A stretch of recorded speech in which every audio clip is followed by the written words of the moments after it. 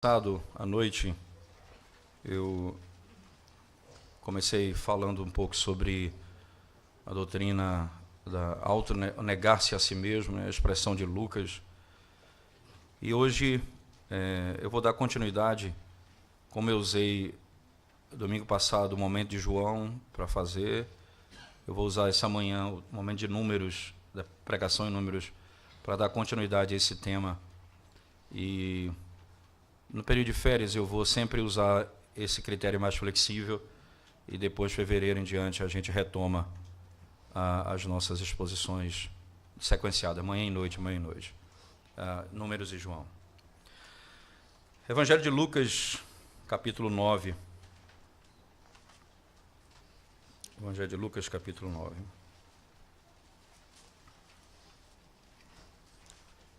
Como disse aos irmãos, o material que eu estou me embasando para trabalhar esse texto é um texto escrito por Ryan McGraw e no volume 6,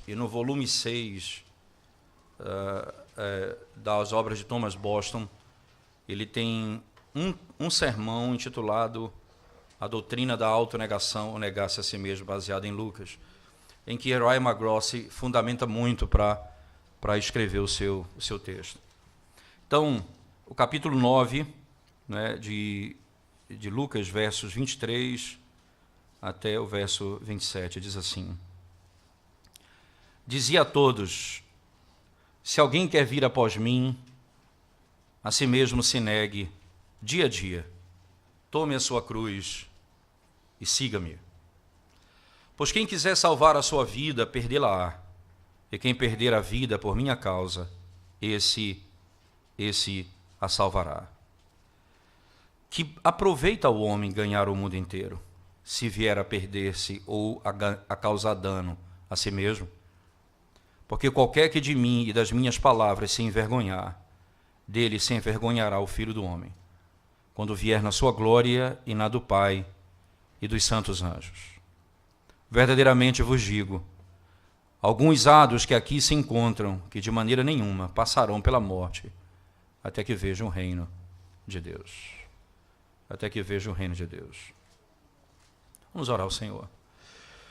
Mais uma vez, Senhor, nós te damos graças por tua palavra e pela oportunidade de refletirmos e aprendermos dela.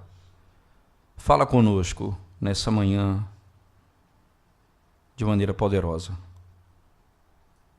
a fim de nos ensinarmos a cada dia a morrer para nós mesmos e vivermos para o Senhor. Em nome de Jesus nós oramos. Amém. Só estabelecendo aqui o contexto básico para darmos sequência à segunda parte da mensagem, perceba que a doutrina ou a verdade usada por Cristo no verso 28, quando ele diz, no verso 23, quando ele diz: se alguém quer vir após mim, a si mesmo se negue, dia a dia, tome a sua cruz e siga-me. Perceba que essa verdade, ela vem imediatamente após a declaração no verso 22 de que Cristo iria morrer. Veja, é necessário que o Filho do Homem sofra muitas coisas, seja rejeitado pelos cristãos, pelos anciãos, pelos principais sacerdotes e pelos escribas, seja morto e no terceiro dia ressuscite. Veja que imediatamente após a declaração de que Cristo iria morrer e que ele deveria sofrer, ele seria rejeitado pelos anciãos, pelos principais sacerdotes e pelos escribas, ele então declara isso aos seus ouvintes, aos seus discípulos, dizendo: dizia a todos, se alguém quer vir após mim, a si mesmo se negue, dia a dia, tome a sua cruz e siga-me. Mas o que é importante entender aqui é que o princípio do mandamento está sempre no princípio da ação divina. Esse é um caráter fundamental. O único Deus, veja, nenhum código de lei no mundo se estabelece com base no ser de Deus como o código revelado nas Escrituras Sagradas. Tudo o que Deus ordena é baseado no seu ser. Você percebe, por exemplo, como ele cria o homem, ele cria primeiro o homem, depois a mulher, e aí ele estabelece uma regra nisso.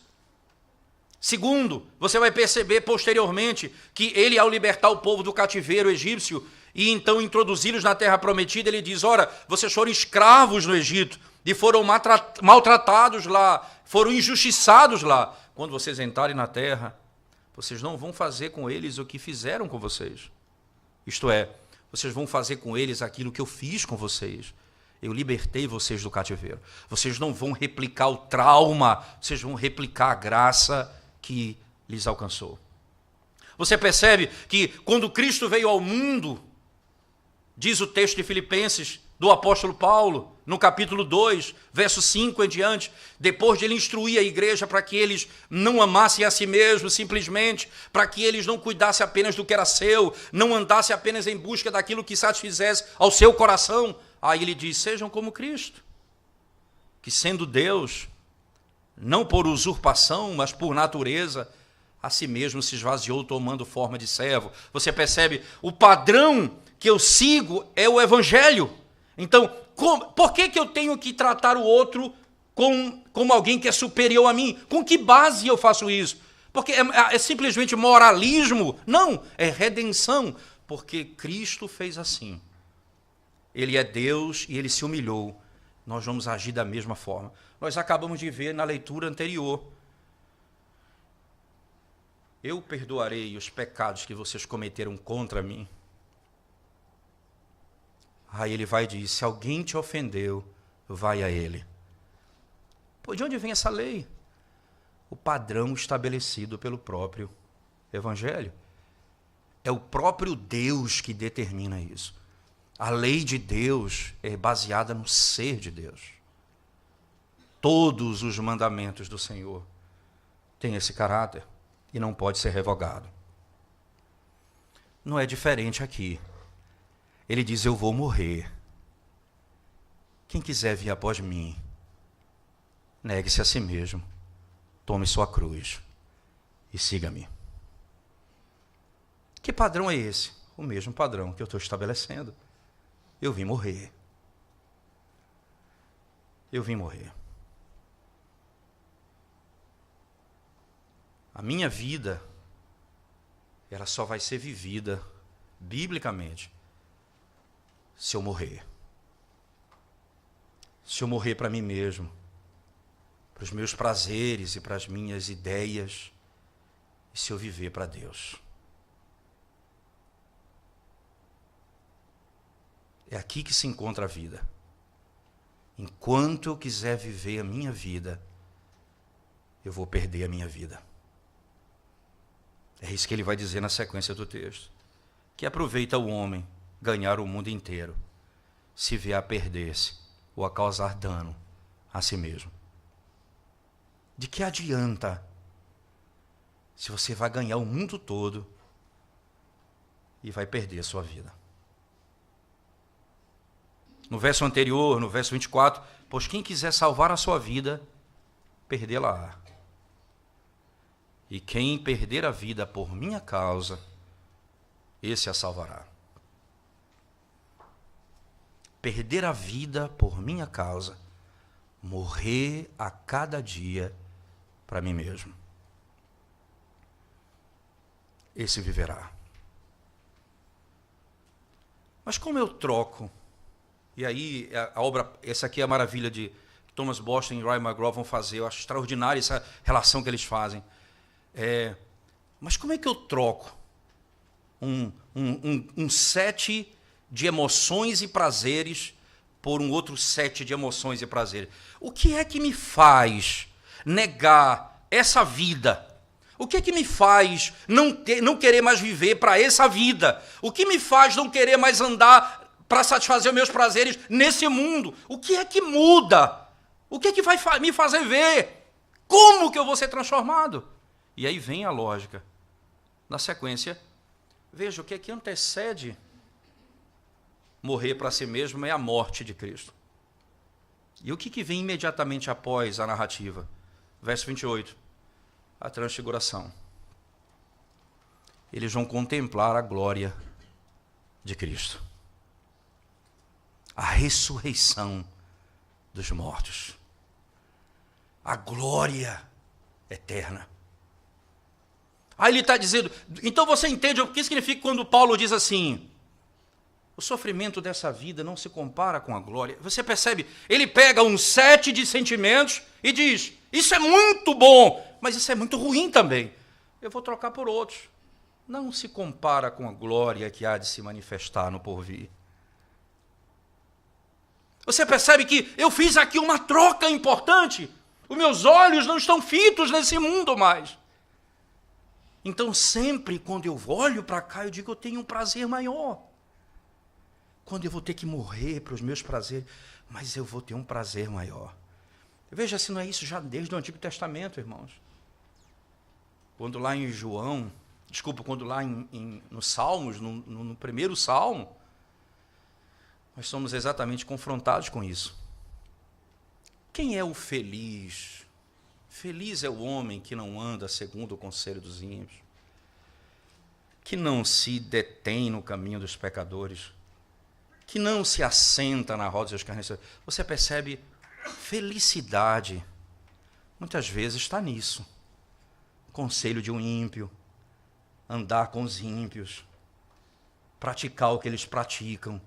Muitas vezes é assim que está. Mas o salmista diz, antes, o meu prazer. Você percebe uma troca, uma mudança, o meu prazer. Ele está falando de prazer mesmo. O meu prazer está na lei do Senhor. Não está no conselho dos ímpios. Enquanto a mensagem da glória, enquanto a mensagem do Cristo ressurreto, enquanto a esperança não penetrar nossa alma, nós estaremos nesse mundo vivendo assim, sempre agarrados a esse mundo, aos prazeres desse mundo, querendo viver para esse mundo, constantemente vivendo para o mundo e para satisfazer os prazeres da carne. Nós não nos desapegamos dele. Quem quiser vir após mim, negue-se a si mesmo. Tome sua cruz dia a dia e siga-me. E venha comigo. Eu morri. Vocês vão morrer em mim. E vocês vão ressuscitar juntamente comigo. Vocês vão ter a verdadeira vida. A verdadeira vida. O que nos chama a atenção, irmãos, mais ainda, além da glória dessa verdade que está diante dos nossos olhos, não é? É que nós vamos ter que olhar para esse aspecto em alguns momentos, né, como sendo um conceito negativo. Entenda bem o que significa isso, irmãos, só para nós podermos ir adiante. Lembrando das palavras de John Owen, lembrando das palavras dele. Cristo será seguido com a sua cruz, ou ele não poderá ser seguido. Ou nós tomamos a Cristo com sua cruz, ou nós não vamos segui-lo. Ainda citando ele disse, ele só teve um filho que nunca pecou, mas nenhum filho sem cruz. Ele teve um único filho que não pecou, mas nenhum filho sem cruz. Segundo ainda, não pense que a cruz é sofrimento. Entenda isso. Nas palavras dos autores, eles são muito claros em afirmar isso à luz do texto. Entenda, sofrimento é algo passivo, você não trabalha para sofrer. Você não toma um sofrimento, mas a cruz é algo ativo. Aquele que quiser após mim, negue-se a si mesmo, tome a sua cruz, isto é, assuma a sua posição. Sofrimento é algo passivo e vem sobre nós. E não há como fugir dele, diz o autor. Mas a cruz é decisão nossa. Nós vamos seguir a lei de Deus. E nós vamos passar pelo sofrimento. Nós vamos fazer o que Ele manda. E nós vamos ser condenados nesse mundo. Os nossos pais vão nos rejeitar. A nossa esposa. Os nossos filhos. O nosso patrão. Eles não vão suportar. E aquele que não deixar casa, pai, mãe, irmãos, por minha causa, não é digno de mim.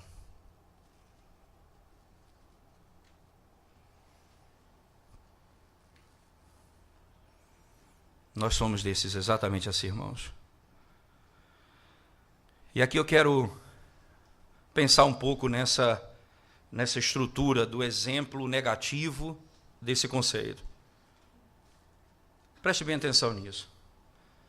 As pessoas estão mais propensas, e digo isso sendo a mais pura verdade, a partir da nossa própria vida mesmo. Nós somos mais propensos a desistir,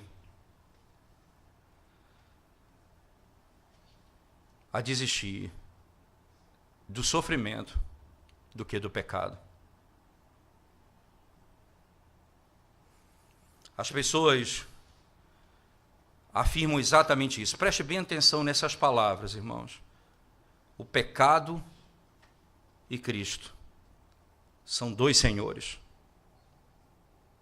E eles vão requerer de nós total devoção. O pecado e Cristo são dois senhores. E eles vão requerer de nós total devoção.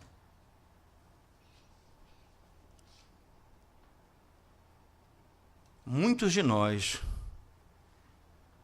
vão deixar tudo por causa do seu pecado, mas não deixam tudo por causa de Cristo. Quantas histórias você já ouviu? Um líder de uma determinada igreja, um homem sério, que temia Deus, era fiel ao Senhor.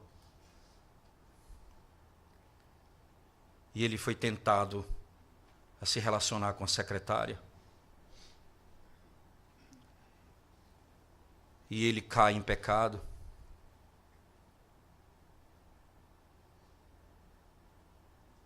E o que é que o pecado requer dele? Deixa a tua mulher. Deixa os teus filhos, deixa a tua igreja, deixa o teu povo e me segue. E ele vai atrás dele. E deixa a família, deixa filhos, deixa a igreja, deixa tudo. Toma a sua cruz.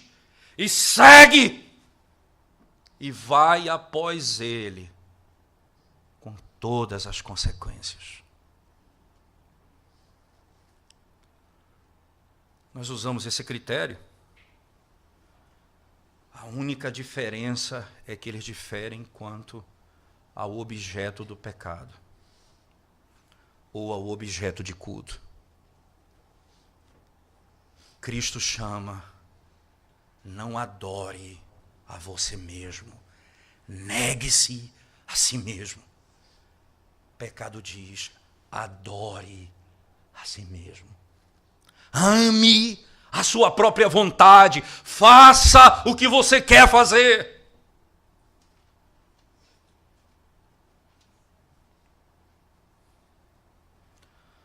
Um Um teólogo chamado William Jay diz as seguintes palavras.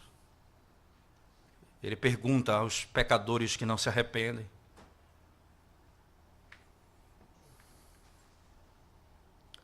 ele diz assim: você nos diz o que os nossos mestres requerem e o que nós devemos negar, e você me diz onde você se encontra.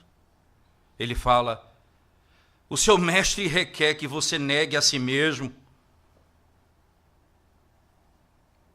O seu mestre requer que você negue a sua própria vontade. Aí ele continua: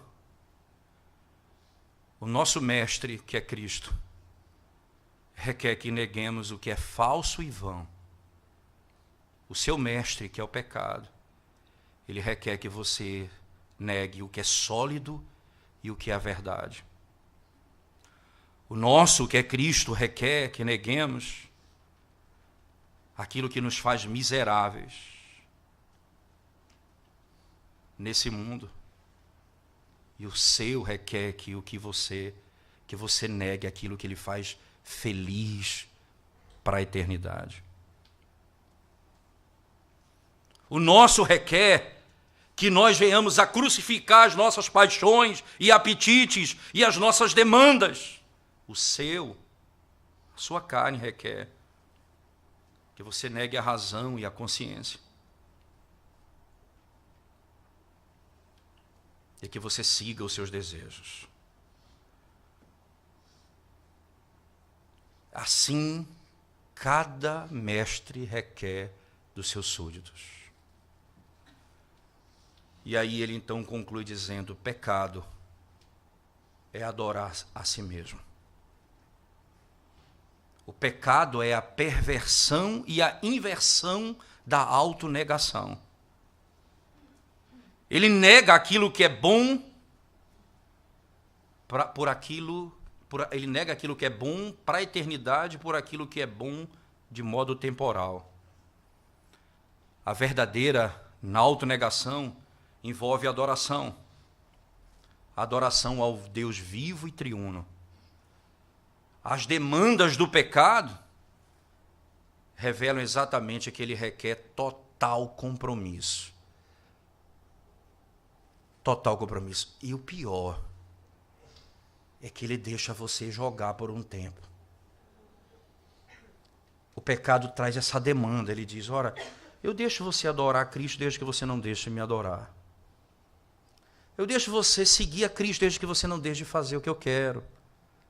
E aí você começa a mudar a adoração, culto, o dia do Senhor. A gente começa a mudar a lei de Deus, a gente vai mascarando tudo. Veja, a lei de Deus diz isso, a gente começa então com esse jogo a criar meios, termos, para poder dizer: nós guardamos a lei de Deus, mas não como Deus manda. Nós encontramos um meio de fazê-lo, porque o pecado, ele vai criando meios, até que chega um momento que nós vamos abominar a lei de Deus.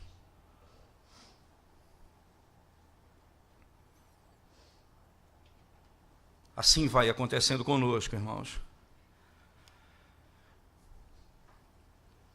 E aí eu queria, partindo dessa doutrina, eu queria pensar em algumas áreas da vida de modo bem aplicativo para a nossa vida. Como nós quebramos esse princípio em algumas leis de Deus. Vamos pensar aqui no dia de domingo, o dia do Senhor. Vamos pensar nesse santo dia do Senhor. Guardar o sábado, irmãos. Entenda que o sábado é o sábado cristão, não o sábado adventista ou judaico.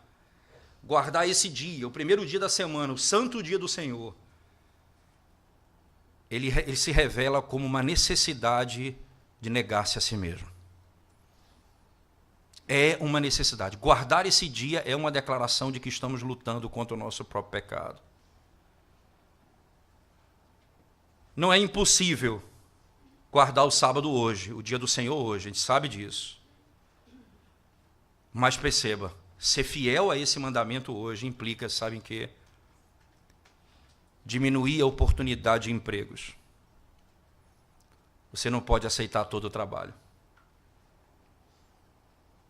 Você não vai se submeter a um trabalho que arranca você do dia do Senhor.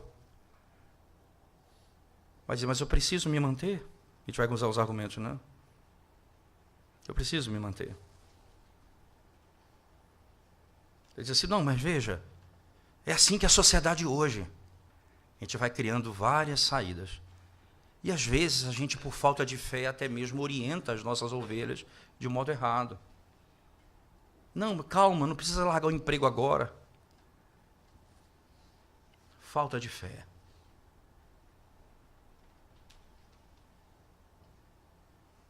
Se eu vou tomar a cruz, eu tenho que dizer, eu vou fazer o que Deus manda. E eu vou ter que passar por essas aflições. Talvez custe o seu emprego. Os seus filhos vão ser excluídos de rodas de amigos, porque sempre o aniversário das famílias é no dia do Senhor. E nós encontramos o meio termo, diz assim, não, mas a gente vai para o culto, depois vai para a festa. A gente vai criando meio termos. Aí outros não vêm para a igreja porque vão para o aniversário da filha de um amigo meu, que é no domingo. Você percebe que você vai ter que tomar a sua cruz e vai dizer, os meus filhos serão excluídos de lá, mas eles estarão na congregação dos santos. Ele tem que olhar um outro set de prazeres. O meu prazer é a casa do Senhor. Mas constantemente nós somos chamados a esse desafio na vida. Muitas outras consequências vêm. A guarda desse dia, irmãos, é uma das áreas contemporâneas da nossa sociedade, onde custará muito tomar a cruz e seguir a Cristo. Aí sabe o que as pessoas fazem? Fazem assim. Eu vou para uma igreja onde eles dizem que o domingo não é problema. E lá eu vou aliviar a minha consciência. Porque não vai faltar igreja que vai ensinar para você que você pode trabalhar de domingo sem problema nenhum. Desde que você traga o dízimo fielmente à igreja.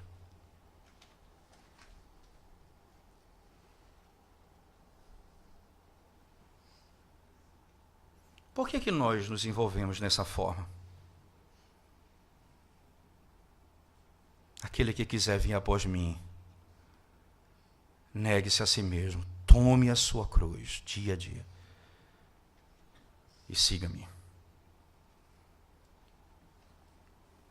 Então podemos dizer que o principal crivo hoje nos nossos dias para negar a si mesmo é a guarda do dia do Senhor. Não tenha dúvida disso. Nós sabemos que no meio reformado muitas pessoas vão discordar acerca de como guardar o dia do Senhor. Mas se nós pensarmos num denominador comum mais baixo para guardar o dia do Senhor, por exemplo, no Êxodo 34, 21 vai dizer que então você não deve trabalhar. O Deus triuno requer que seu povo guarde esse dia de semear e de colher. Entenda que, então, nesse dia, nós podemos dizer, o Senhor Jesus Cristo nos ensina, de modo muito claro, que existe até obras de misericórdia e de necessidade que podemos fazer. Mas muitos vão usar esse critério para distorcer o ensinamento de Cristo, criando, então, uma ambiguidade, de maneira que as pessoas vão trabalhar dizendo assim, dizendo o seguinte, nós vamos guardar esse sábado da seguinte forma, eu preciso trabalhar porque eu tenho que manter minha família. Então é necessidade, logo obra de necessidade, eu posso guardar o dia do Senhor. Eu posso então trabalhar no dia do Senhor. Eu não tenho que manter minha família? Não é necessidade? Veja, usa-se esse argumento hoje para justificar qualquer trabalho que a pessoa possa ter nesse dia. Qual o problema disso, irmãos? Ora, você está dizendo que Deus não pode suprir a necessidade da sua família? Ora, você está dizendo que Deus não é fiel? Ora, você está dizendo que você tem que quebrar a lei de Deus para que Deus lhe abençoe nesse dia? O que exatamente está acontecendo com você? Deus não diz que Ele abençoará a obediência e punirá a desobediência? Ou você está procurando diminuir o custo de seguir a Cristo? Ou você não quer pagar o preço de seguir a Cristo?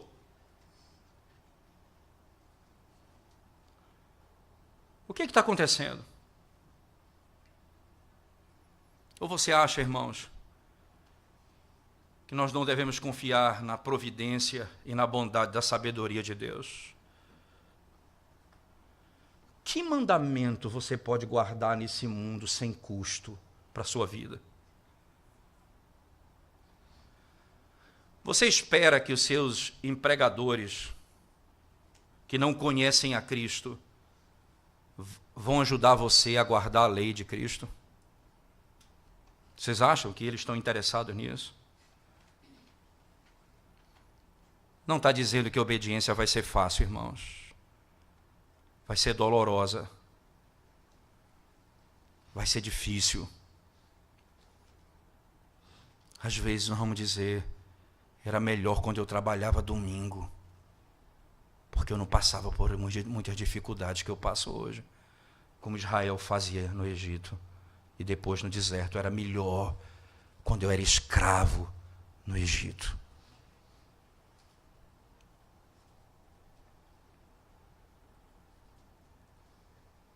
Cadê o testemunho vigoroso da igreja? É porque há muito tempo nós nos esquecemos do que significa seguir a Cristo, tomar a cruz, negar-se a si mesmo. Há muito tempo nos esquecemos disso. Você está pronto para perder o seu emprego? Você está pronto para alienar sua família e não deixar seus filhos participarem de eventos que eles amam?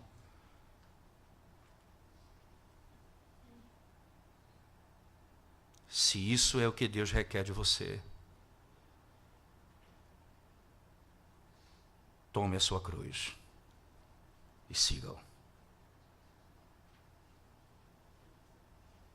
Tome a sua cruz e siga-o.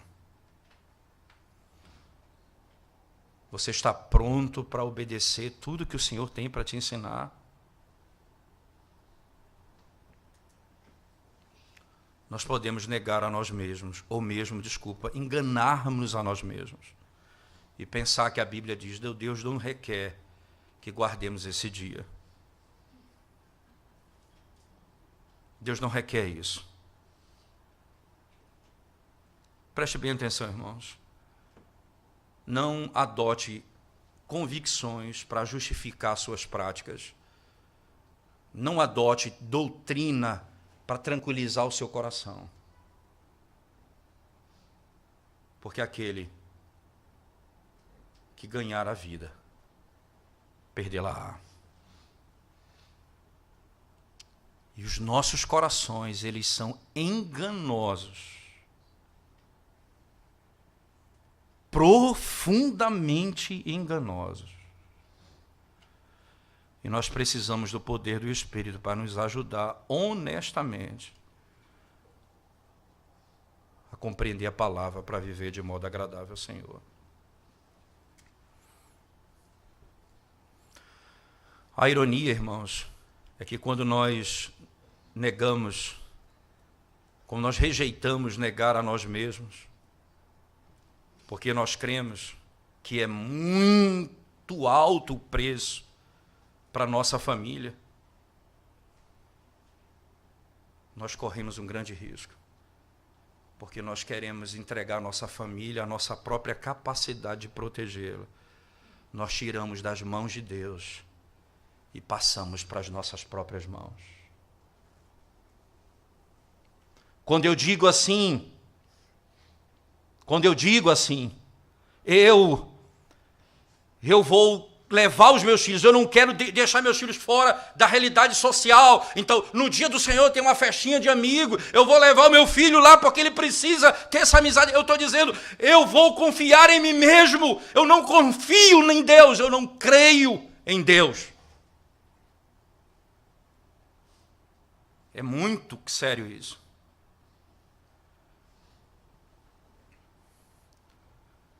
Quem já perdeu alguma coisa por guardar o dia do Senhor? Quem já teve um preço alto por não negociar esse dia? É muito comum nós termos, por exemplo, nós usamos a desculpa assim, eu tenho amigos, eu tenho pessoas na minha casa, estou recebendo visitas na minha casa. Então, no domingo eu não vou poder ir porque eu tenho visita na minha casa. As visitas vão ter que ir comigo à igreja ou elas vão ficar em casa. Nesse dia, eu não posso negociar. E qual o testemunho que você dá a essas pessoas? Ah, eles são crentes que negociam tudo, não tem problema, isso é muito bom. Veja que equilíbrio, que crente equilibrado. Eles preferem estar conosco do que servindo a Deus, do que cultuando a Deus.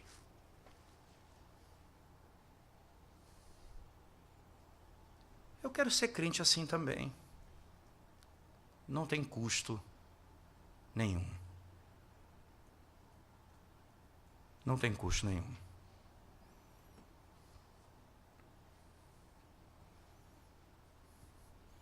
O que nós estamos perdendo por seguir a Cristo?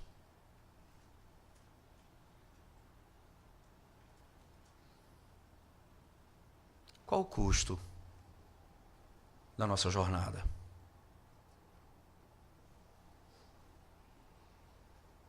É aqui que nós encontramos a verdadeira liberdade. Quando dizemos, o meu sustento vem do Senhor. Eu estou dizendo para os meus filhos que essa é a família dele, que se congrega na casa do Senhor para adorar o Senhor. Estou dizendo para os meus filhos que as crianças dos filhos dos crentes que estão aqui são os amigos dele e eles vão servir ao Senhor juntos por toda a eternidade.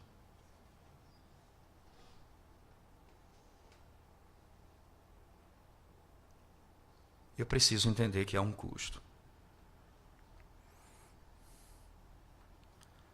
E deixa eu só ventilar um último tópico, que é rico em muitas informações.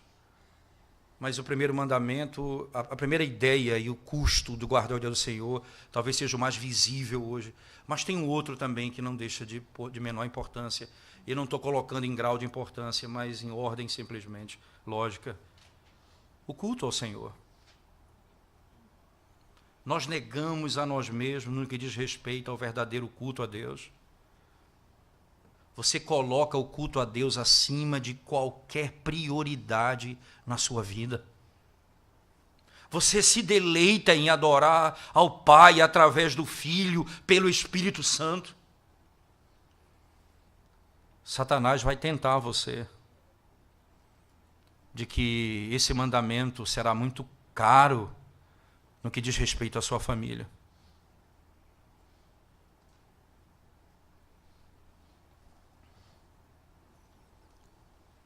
E quantas vezes você tem isso?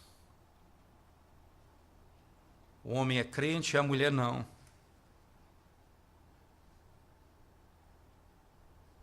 O marido diz, eu não vou à igreja.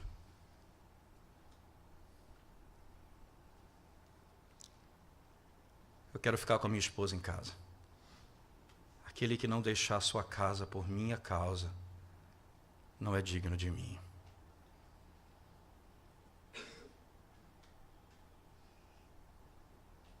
Qual o custo que você tem?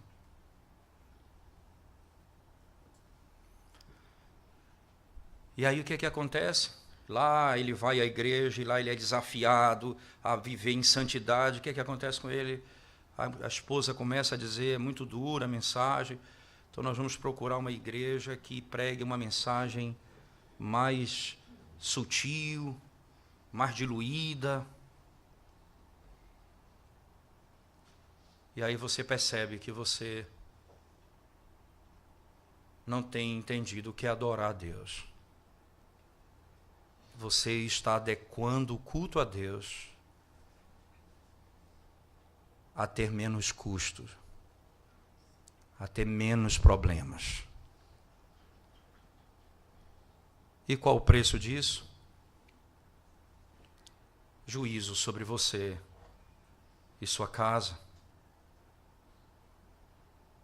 Quando ela vai aprender a amar o Senhor? Quando a sua esposa vai aprender o que é seguir a Cristo? Quando você é o primeiro a negociar qualquer motivo para não adorar a Deus?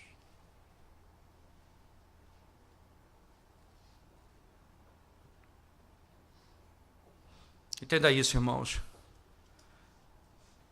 Um outro indivíduo, por exemplo, pegue um outro exemplo. Ele entendia, a minha congregação é o melhor lugar que se ouve a palavra de Deus, a palavra é pregada com fidelidade, mas nós estamos deixando a igreja porque nós queremos uma igreja que seja mais adequada para os nossos filhos. Nós queremos socializar os nossos filhos, queremos que eles tenham outro tipo de comunhão, e a família vai embora, então deixa a igreja. E eles então ficam insatisfeitos com a outra igreja. E também vão deixar também a outra igreja. Eles não vão se satisfazer ali. Até que eles vão abandonar o evangelho lá na frente. Por quê? Eles vão diluindo. Eles não estão seguindo a Cristo com custo. Eles estão seguindo ao seu próprio coração.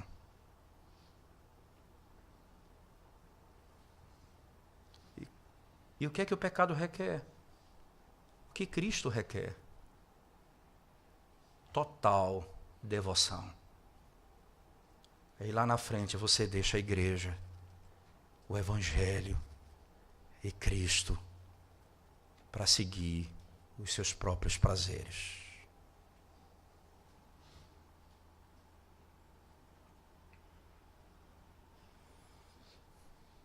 Ora, irmãos, como é interessante. Esses são o caminho daqueles que, para adorar a Deus, não querem ter nenhum custo. E os exemplos são trágicos. A família vai se diluindo, vai se perdendo tudo. Os filhos vão deixando a igreja, o temor do Senhor. A casa vai se desmontando, porque eles vão andando para a satisfação dos seus próprios prazeres. Eles vivem para si mesmos.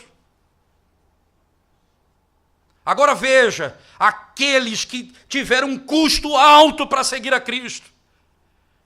Veja os exemplos extraordinários que você tem.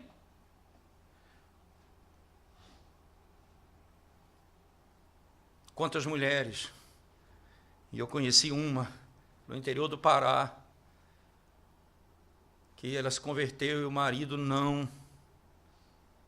Essa mulher é a igreja do Senhor, servindo ao Senhor, com custo que era seguir ao Senhor, e o marido ímpio. O exemplo dessa mulher, a vida de devoção dessa mulher, que por mais de 20 anos se trancava num quarto de joelhos, rogando ao Senhor, e o marido olhava e via aquela mulher fiel a Deus, e que todo domingo saía para adorar o Senhor. São tementes a Deus hoje. Ele foi salvo 20 anos depois, pela graça de Deus.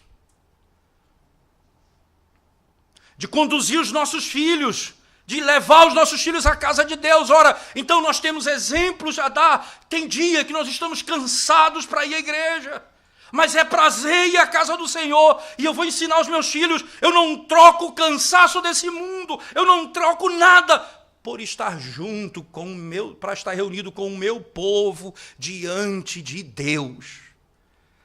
Eu estou instruindo meus filhos desde cedo. Eu não negocio tais coisas. Isso me custa tanta coisa. Mas o resultado disso é glória para o Senhor e bênção para minha família.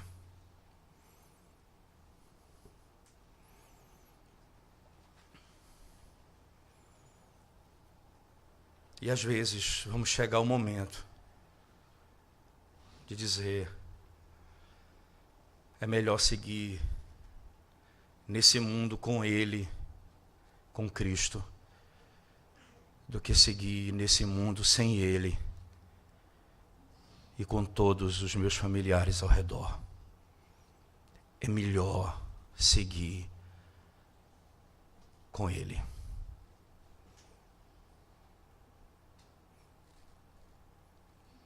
Porque com Ele nós temos a glória do Evangelho e a esperança da ressurreição.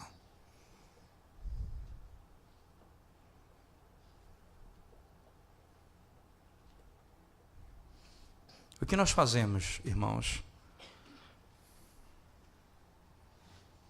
O que nós devemos fazer, então? Meditar na obra do Evangelho, morte e ressurreição. A glória do Evangelho de Cristo. É isso que Ele conquistou para nós. E existem promessas. É óbvio que um filho, ele tem que aprender a obedecer aos seus pais. Ele não deve se rebelar contra os seus pais. Se os seus pais têm entendimento errado, eles são autoridade sobre ele, você vai colocar a sua opinião, mas você não vai se rebelar até o momento em que você puder ter condições de você mesmo seguir sua vida. Mas enquanto isso, você vai dizer a verdade e vai dizer: eu vou me submeter, porque o Senhor é autoridade sobre mim, mas a verdade do Evangelho diz isso. Mas você se submete aos seus pais enquanto você estiver debaixo da autoridade dos seus pais. Só se chegar num ponto dele dizer: ou você nega a Cristo, senão se você não nega a Cristo, você não continua conosco, aí você vai ser acolhido pela igreja. Mas se não for esse o caso, é necessário que haja submissão e respeito. Por outro lado, é assim que você vai ensinar também, dizendo que ali está o erro, porque não se pratica a palavra de Deus, e nós estamos debaixo de juízo quando não fazemos o que Deus ordena.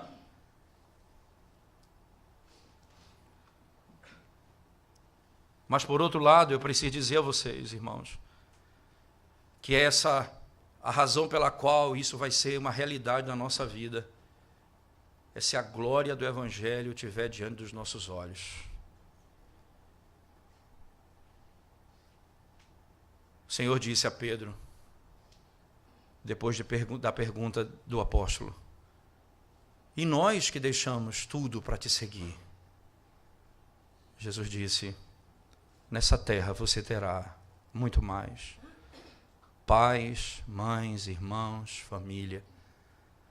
Em outras palavras, você tem a igreja. Essa é a sua família. Esses são seus irmãos.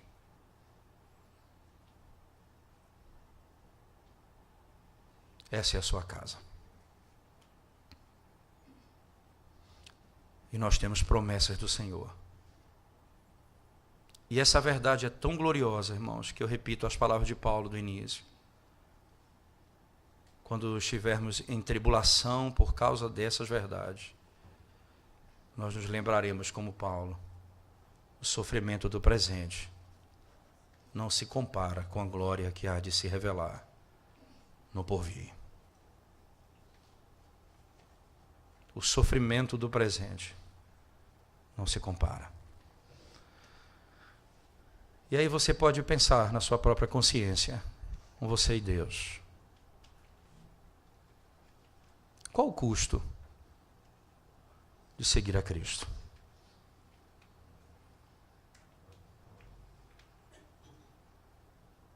Segundo,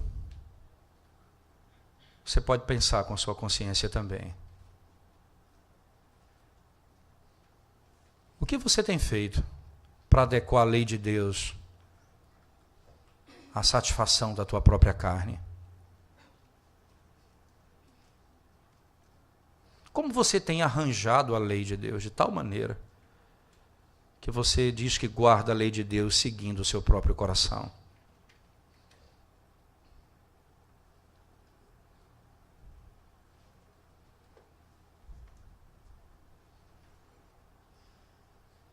E ainda, que benefício você espera trazer para a sua família se você não negocia? Ou se você negocia as verdades do Evangelho? Porque qualquer coisa dessa terra, a guarda do dia do Senhor e o dia de adoração a Ele, nós negociamos por qualquer motivo.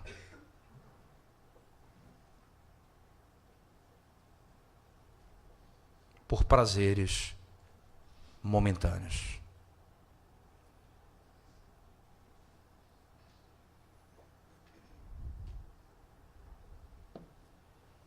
Mas para você que não tem a Cristo, eu preciso lhe alertar de uma verdade fundamental dita no início, mas que pode se confundir no processo da mensagem. Você não vai negar-se a si mesmo para ser salvo.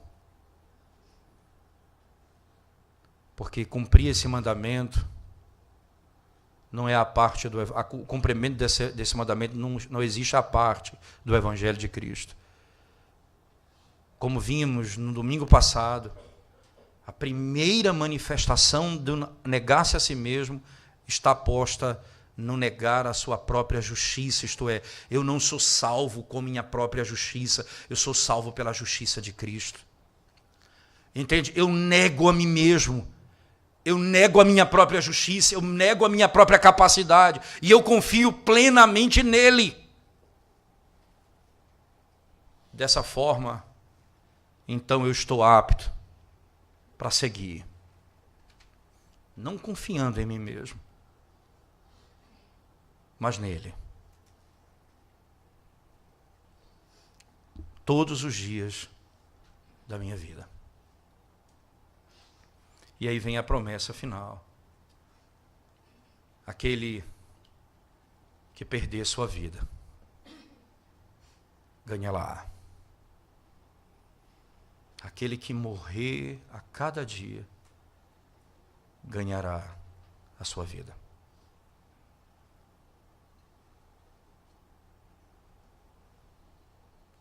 Que testemunho a Igreja do Senhor tem sido para esse mundo? Ouvimos falar do Evangelho e uma enxurrada de políticos evangélicos entram no Senado, nas câmaras, nas prefeituras.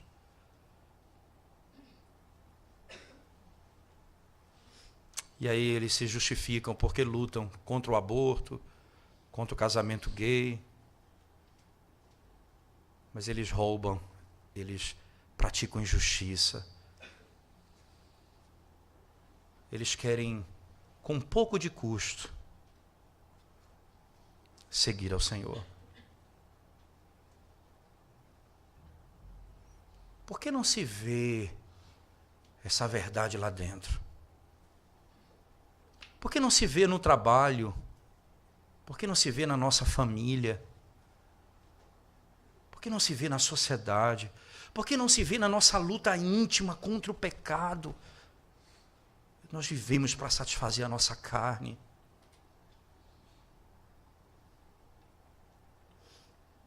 Por que nós vivemos assim? Porque nós precisamos urgentemente, como diz Thomas Boston, restaurar essa doutrina ao centro da vida cristã.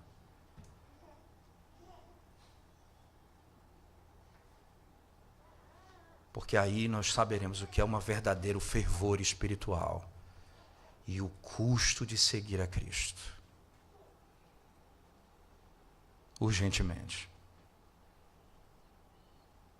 Vamos à presença de Deus em oração, irmãos, mais uma vez.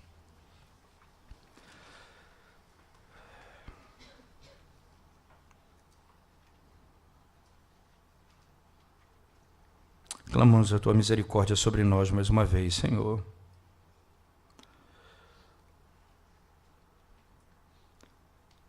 Porque certamente temos andado em pecado contra esse ensinamento do Senhor.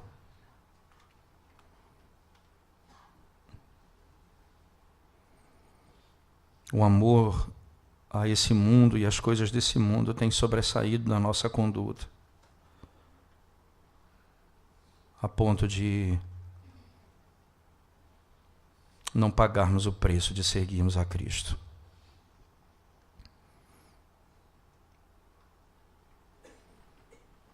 Certamente, Senhor, nós carecemos da Tua graça para vivermos de conformidade com esses preceitos.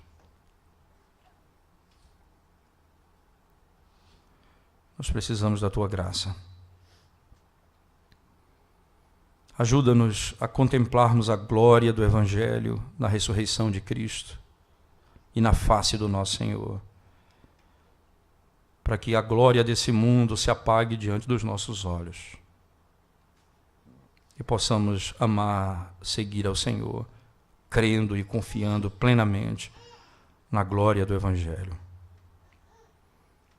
Abençoa a Tua igreja, santifica-nos, Senhor Deus, pois precisamos de Ti, porque somos fracos, pecadores, nós precisamos de Ti.